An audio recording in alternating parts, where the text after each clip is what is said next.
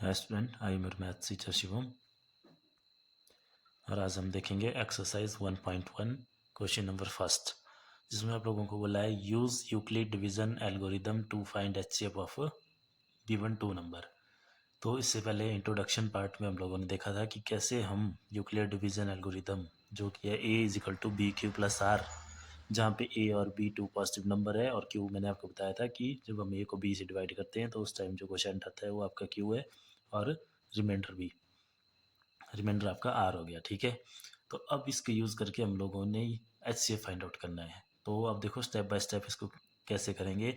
तो सबसे पहले मैंने आप लोगों को बताया था कि जो भी दो गिवन नंबर होंगे हमारे पास, जैसे यहाँ पे फर्स्ट पार्ट में 135 एंड 225, इसमें चेक करना सबसे बड़ा नंबर कौन है, या दोनों नंबर में बड़ा नंबर कौन है।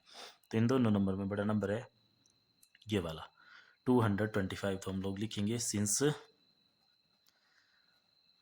225 इज ग्रेटर देन 135। तो अब हम इन दोनों नंबर पे यूक्लिड डिवीजन एल्गोरिदम अप्लाई करेंगे। तो बी अप्लाई,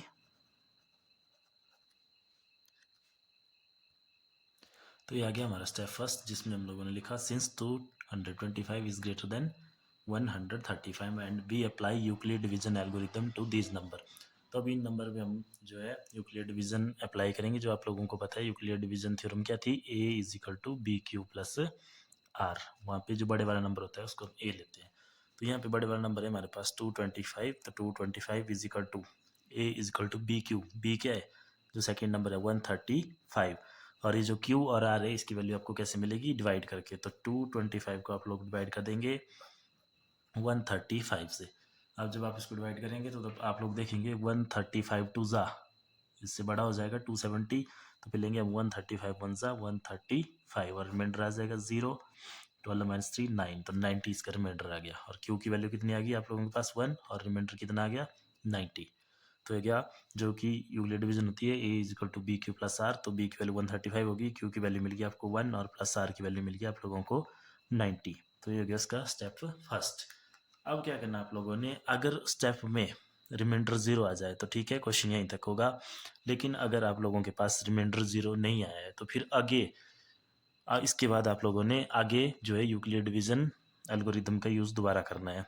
तो फिर आप लोग लिखेंगे सिंस, स्टेप 2 हो गया ये, since reminder r is equal to 90 which is not equal to 0, therefore again apply Euclid division algorithm 2। अब देखो अब कौन से नंबर पे ये अप्लाई करनी है। तो अब ये अप्लाई करनी है उस स्टेप के जो लास्ट स्टेप था अभी, उसके डिवाइज़र जो कि 135 है और जो रिमाइंडर है आप लोगों के पास 90। क्योंकि 225 और 135 में तो आप लोगों ने पहले अप्लाई कर लिया। तो अब बचे नंबर आप लोगों के पास जो इस स्टेप का डिवाइज़र था 135 एंड 90। तो इन दोनों नंबर में भी 135 बड़ा है तो इसको लेंगे हम ए। तो ये आ जाएगा 135 is equal to b q, b कितना हो जाएगा यहाँ पे 90 मल्टीप्लाई बाई क्यू की वैल्यू निकाल लेंगे और प्लस आर की वैल्यू निकाल लेंगे। कैसे निकालेंगे, वैसे ही दोबारा 135 को डिवाइड कर देंगे आप लोग 90 से। तो 91 ज़ा 90, 92 ज़ा 180 बड़ा हो जाएगा तो 91 ज़ा 90, और इसको माइनस करेंगे तो आ जाएगा 45। तो दोबारा क्यू की वैल्यू आ गई 1 और आर कितना आ गया आप लोगों के पास, दोबारा आर आ गया 45। अब देखो दोबारा यहाँ पे जो है आर की वैल्यू 45 नहीं आई है, आप लोगों को इसी यूक्लिड डिवीजन एल्गोरिदम को कंटिन्यू करना है तब तक जब तक आप लोगों के पास रिमाइंडर 0 नहीं आ जाता। तो अब आप लोग दोबारा इसको अप्लाई करेंगे स्टेप 3 में। Step 3, since r is equal to 45 not equal to 0, तो therefore again apply Euclid division algorithm to, अब किन किन नंबर पे अप्लाई करेंगे, तो जो स्टेप के डिवाइज़र हैं और जो उस स्टेप का रिमाइंडर है 90 एंड 45। तो यहाँ पे दोबारा 90 पड़ा है तो उसको लेंगे हम ए। तो a is equal to b q, b कितना हो गया 45 और क्यू की वैल्यू और आर की वैल्यू फाइंड आउट कर लेंगे। कैसे डिवाइड करेंगे आर को 45 से। तो 45 वन ज़ा 45 एंड 45 टू ज़ा 90, रिमाइंडर कितना हो गया 0। तो क्यू की वैल्यू आ गई 2 और आर की वैल्यू आ गई 0। जिस स्टेप में आप लोगों के पास आर की वैल्यू 0 आ जाए वो आप लोगों का फाइनल स्टेप होगा और वहाँ से आपको आंसर मिलेगा। और अब आंसर क्या होगा इसका, तो इन नंबर का जो आप लोगों के पास गिवन नंबर थे उनका जो एचसीएफ होगा, therefore HCF of given number थे 135 एंड 225, तो वो होगा उस स्टेप का डिवाइजर जिस स्टेप का रिमाइंडर आपके पास 0 आ जाएगा। तो इस स्टेप में आपका रिमाइंडर 0 आया है तो इस स्टेप का डिवाइजर है 45, तो इन दोनों नंबर का एचसीएफ हो गया 45। तो ये आ गया इसका आंसर। तो ये हो गया आप लोगों के पास फर्स्ट क्वेश्चन का फर्स्ट पार्ट।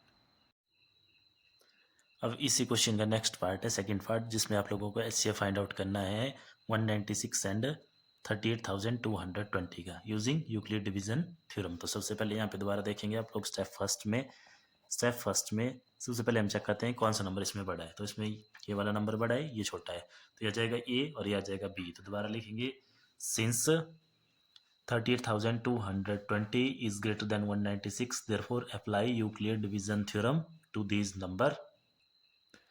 तो ये लिख लिया हम लोगों ने कि 38,220 इज ग्रेटर देन 196, तो apply Euclid division algorithm to this number, we gate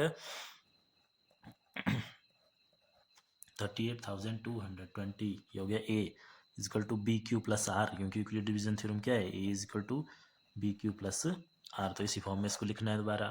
तो ये हो गया बी हो गया 196 मल्टीप्लाई क्यू प्लस आर आप लोगों को निकालने हैं, और वो कैसे निकालते हैं, डिवाइड करके। तो हम डिवाइड कर देंगे 38,220 डिवाइड बाई 196। तो 196 से डिवाइड करने के लिए आप लोगों को लेना पड़ेगा 382। तो 196 का टेबल जब आप देखेंगे तो 196 टू ज़ा इससे बड़ा हो जाएगा, तो आएगा सिंपल 196 वन ज़ा 196 माइनस करेंगे 12 माइनस 6 हो गया, यहाँ पे हो गया 17 9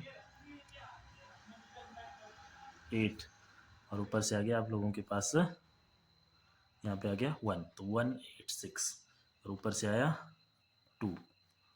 ठीक है, तो अब आगे देखेंगे इसमें आप लोग जब इसका टेबल पढ़ेंगे मल्टीप्लाई करेंगे इसको, तो 196 9 ज़ा 9 6 ज़ा 54 5 कैरी 9 9 ज़ा 81 5 86 और 8 कैरी 9 1 ज़ा 9 8 7।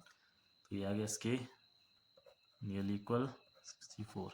इसमें माइनस करेंगे 12 माइनस 4 8 और फिर 15 माइनस 6 हो जाएगा 9, 7 माइनस 7 0 पीछे 0, तो ऊपर से आया 0। अब इसको देखेंगे आप लोग तो ये आएगा 5 की टेबल में 196 इंटू 5, 5 6 जा 30 3 कैरी 5 9 जा 45 45 प्लस 3 48 4 कैरी 5 1 जा 5 प्लस 4 9। तो फर्स्ट टाइम में आया था 9, 196 9 जा 1764 माइनस करके आया 98, ऊपर से आई 0, फिर आ गया आप लोगों के पास 196 5 जा 980। तो इस में देखो, इस क्वेश्चन में देखो फर्स्ट स्टेप में आप लोगों के पास रिमाइंडर आ गया 0 आर, और क्यू की वैल्यू कितनी आई 195 प्लस आर कितना हो गया 0। तो यही हो गया इसका फाइनल स्टेप। तो हमारे पास आंसर क्या आ गया, therefore HCF of 38,220 and 196 is. अब देखो यहाँ पे कंफ्यूज नहीं होना कि एचसीएफ क्या आएगा, तो मैंने एचसीएफ आपको बोला है एचसीएफ उस स्टेप का डिवाइजर होगा जिसका रिमाइंडर 0 आएगा। तो वो स्टेप है हमारे पास ये वाला 0 है यहाँ पे रिमाइंडर, तो इस स्टेप में जो डिवाइजर था वो था 196। तो इन दोनों नंबर का डिवाइजर क्या था 196, तो यहाँ पे इनका एचसीएफ भी आ गया 196। क्लियर है। वैसे भी चीज़ देखो डिवीजन से क्लियर है कि ये इस नंबर से छोटे वाले नंबर से बड़ा वाला नंबर कम्प्लीटली डिवाइड हो गया है, तो ये जो छोटे वाला नंबर है इसका हाईएस्ट कॉमन फैक्टर है। क्लियर है। तो ये था आप लोगों के पास एचसीएफ के क्वेश्चन।